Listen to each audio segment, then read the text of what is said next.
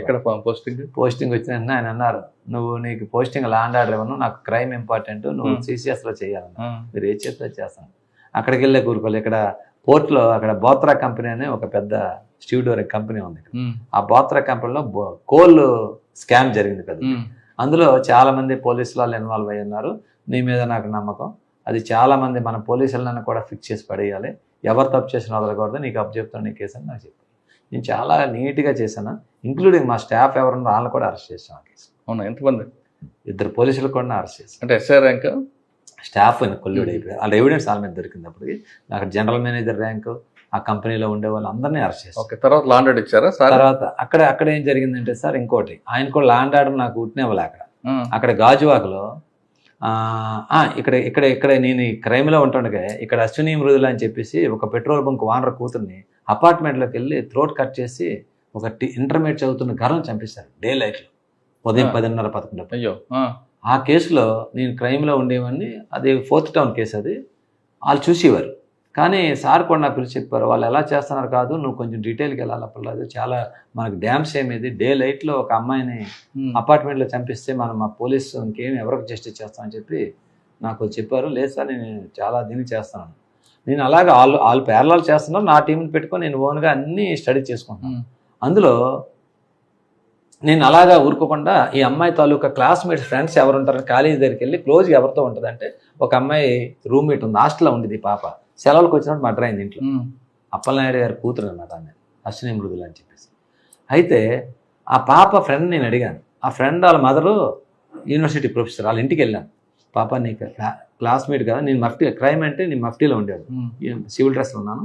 అమ్మ నీ క్లాస్మేట్ కదమ్మా, నీ క్లోజ్ ఫ్రెండ్ చనిపోయింది, ఇలా చనిపోయింది తప్పు కదమ్మా అంటే, అంకుల్ చాలా మంచిది అంకుల్, ఆమెకి బాయ్ ఫ్రెండ్స్ కానీ ఎవరితో మాట్లాడడం చాలా డీసెంట్గా ఉంటుంది అంకుల్, ఆ మృదుల నాకు మంచి ఫ్రెండ్, నా బాధ వేసి తినలేదు అంకుల్ ఇలాగని చెప్తుంది.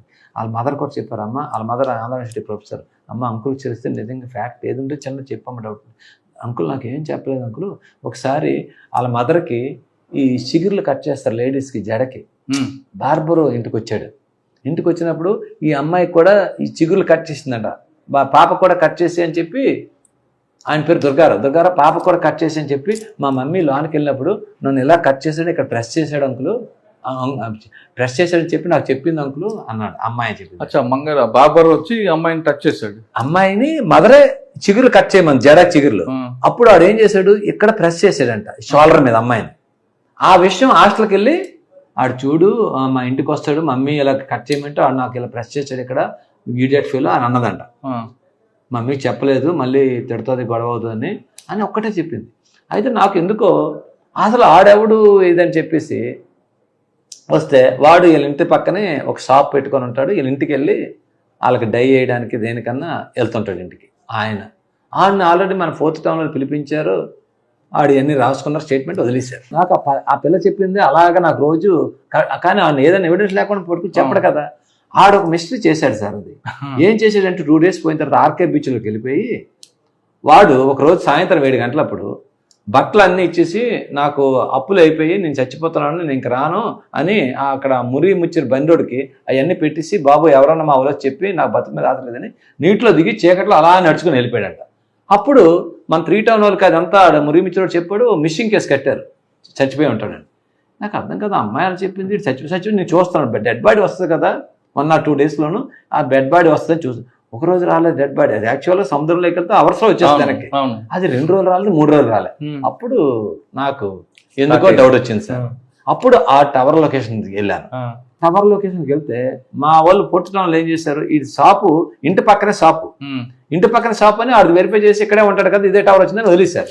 కానీ నేను డీప్గా ఆ షాపులో ఉండేవాళ్ళు కొంతమందితో మాట్లాడినప్పుడు, సార్ వాళ్ళ నాన్నకి ఇరికి ఫైనాన్షియల్ ట్రాన్సాక్షన్ వచ్చాయి, ఆ 2 months ముందు మాధవదారు వెళ్ళిపోయాడు సార్, ఇక్కడ షాప్ లేడు సార్ అన్నాడు. కానీ ఆ టవర్ లొకేషన్ అయితే రోజు వస్తుంటాడు ఇక్కడికి, సార్ వెళ్ళిన దగ్గర నుంచి రాడు సార్ అని అన్నాడు, షాప్లో ఉన్నారు.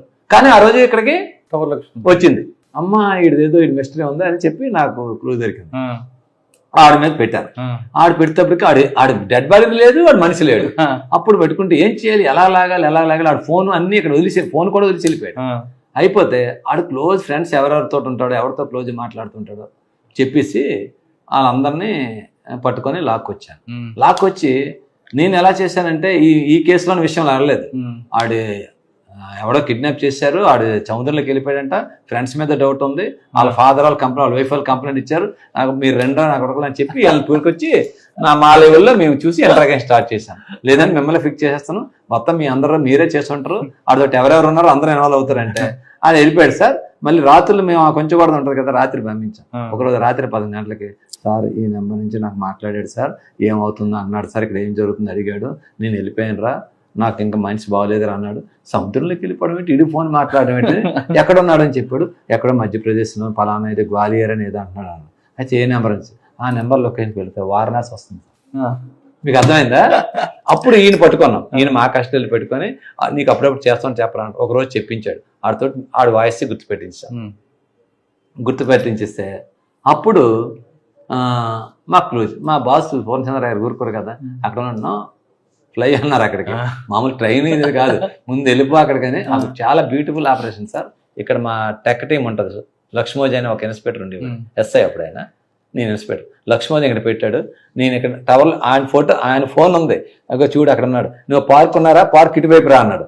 ఆడ తిరుగుతున్నాడు అక్కడ కాశీలోను, మేము ఆడ వెనకాల తిరుగుతున్నాం.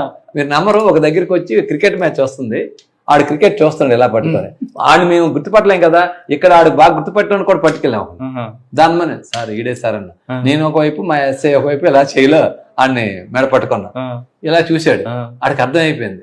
నేను దుర్గారావు బాగున్నావు అన్న. సార్ ఏడు సార్ అన్న. ఇలాగా మేము చెప్తున్నా, కారు పెట్టుకున్నాం మేము దూరం, కారు పెట్టుకుంటాడు, కారు ఎక్కాడు, కారులో అన్ని చెప్పేస్తున్నాడు సార్. అవునా? అదే ఇంకా మేమే అడగలేదు సార్, తప్పైంది సార్, నేను అలాగ అనుకోలేదు సార్, ఆ దొంగ నా కొడుకు ఈడొక ఇద్దరిని పట్టుకెళ్ళాడు నర్సీపట్నంలో, ఆ యదోని చంపొద్దానని చంపేశాడు సార్, ఇది ఏదో ఆడు చెప్పేస్తాడు. నేను వెంటనే మా సార్కి అక్కడి నుంచి మొబైల్గా కాశీ విశ్వేశ్వరుడు ఇంకా నాకు ఫోన్ చేయలేదేటో అనుకున్నాను, నీ ఫోన్ వచ్చింది, తను ఏదో సినిమా వచ్చింది, ఆ సినిమా చూస్తాను ఇప్పుడు అన్నారు. సార్ డన్ సార్, వీడే సార్ అన్న, వెరీ గుడ్ అని అనుకున్నాను. తెచ్చాం మీరు నంబర్ సార్, ఎక్కడైతే ఏ అపార్ట్మెంట్లో చంపారో పూర్ణచంద్రరావు గారు సార్, ఆ అపార్ట్మెంట్ దగ్గర ఈయన తీసుకెళ్ళి ప్రెస్ మీట్ పెట్టారు. ఇప్పుడే ప్రెస్ మీట్లో మా టీంకి ఓపెన్ గా 1 lakh అక్కడ మీడియా ముందు ఇచ్చాడు మాకు. సూపర్. అది ఎందుకు చంపాడండి వాడు? సార్ ఆడు అప్పులు అయిపోయాడు. యాక్చువల్గా ఇంట్లో ఫాదర్కి ఆవిడకి అప్పులు ఉన్నాయి కదా, వీళ్ళు కొంచెం డబ్బులు ఉండేవాళ్ళే, పెట్రోల్ బంక్ వానరు, ఈమెమో advocate, Ashwini Mrudula mother advocate. ఆమె అడ్వకేట్ అవ్వడం వల్ల వాళ్ళ దగ్గర బంగారం అది ఉంటుందని చెప్పి ఇది తెలుసు, వాళ్ళ ఇంటికి ఎప్పుడు ఆ పెట్రోల్ బంక్ వెనకతలే ఇది బార్బర్ షాప్ అది ఉంటుంది. ఆమె హైదరాబాద్ ఈడు అప్పు అడిగాడు ఆమె.